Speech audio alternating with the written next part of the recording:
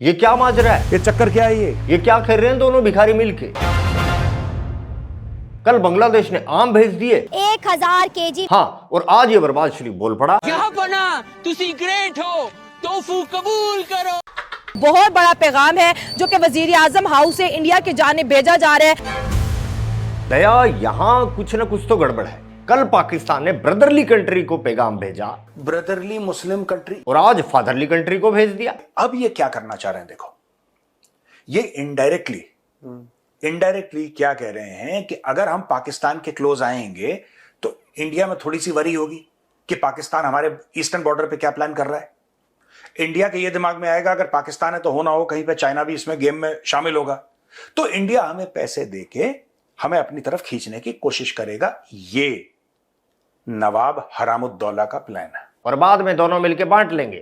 आप समझ गए गेम? जी जी, लेकिन लोमड़ी का ये तो कहता था यहाँ पर भेजा खाली है, क्या है? इतना दिमाग क्या ट्रंप से मांगा है? जो बांग्लादेश को उम्मीद थी अमेरिका से मिलेगा वो नहीं मिला, जो चीन से उम्मीद थी मिलेगा वो नहीं मिला। अब क्या करेंगे? और 1 साल कंप्लीट होने वाला है 5 अगस्त में, और आपको यह पता है कि 1 साल के अंदर मोहम्मद मुइजू की क्या कारकर्दगी रही है। उसने क्या गिफ्ट दिया बांग्लादेश के लोगों को? बैगन। सही है, और इंडिया को साला आम 1000, वो भी 1000 किलो। ये गड़बड़ है बाबा। शहबाज शरीफ ने जिस तरह बात की है ना, वो कभी भी खुद से बात नहीं करेंगे। जिस तरह हमारा हाइब्रिड रिजीम है वो एस्टेब्लिशमेंट से ये बात करके ही वो कर रहे हैं, और उनको भी ये रियलाइज हो रहा है। देखो अभी हमारी ताज़ा जंग हुई ताजा है, लेकिन वो फिर भी कह रहे हैं कि हमने बात करनी है। उसकी वजह यह है कि हमारे पास और कोई चारा नहीं है बात न करने का। भूल मत जियो, क्या बोल गया तू? हमारे पास और कोई चारा नहीं है बात न करने का। अभी तो निकल कर आएगा ना तो याद दिलाऊंगा तेरे को। अब देखिए, अभी इंडिया का रिस्पॉन्स ये है इस बात पे कि हम बात करेंगे तब जब पाकिस्तान इंडिया को कश्मीर वापस कर देगा, जिसको हम आज़ाद कश्मीर कहते हैं। हम तब बात करेंगे जो पाकिस्तान टेररिज्म के इश्यूज़ पे बात करेगा। भाई पाकिस्तान तो टेररिज्म इश्यूज़ पे बात करने के लिए तैयार है, ये मैं भी कहती हूँ वज़ीर आज़म, लेकिन ये कश्मीर हमें वापस करेगा, ये क्या सीन हो? पता नहीं। मैं आपको एक मजे की बात बताऊं। हाँ।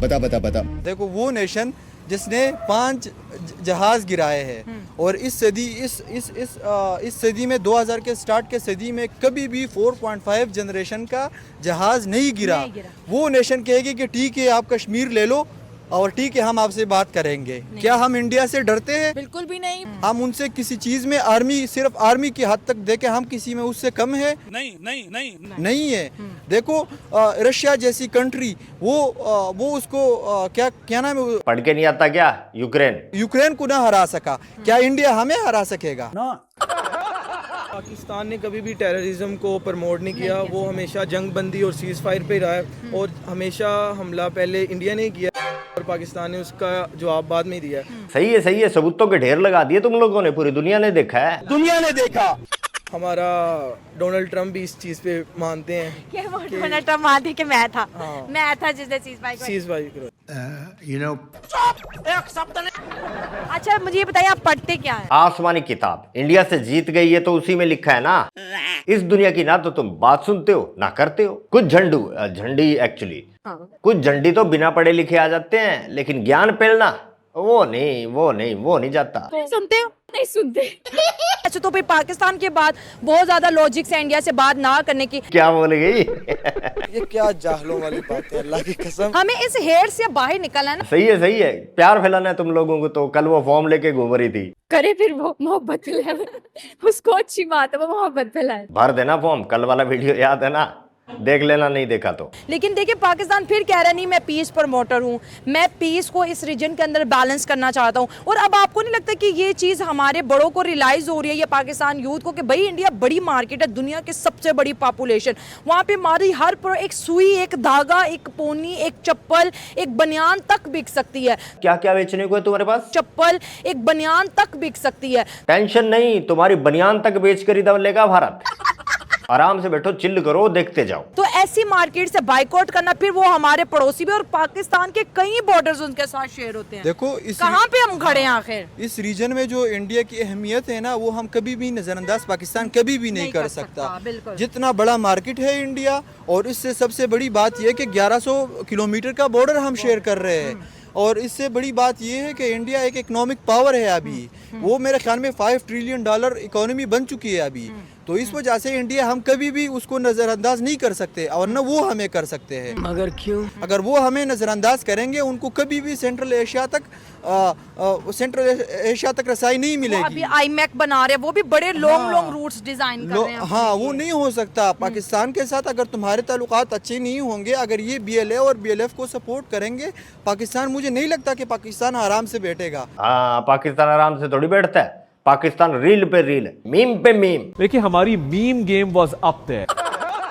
मीम बना बना के भर दिया टिकटॉक इन्होंने। 25 million, that is 2.5 crore video पाकिस्तानियों के डिलीट कर दिए गए हैं क्योंकि ज्यादा क्रिएटिव हो गए थे पाकिस्तानी।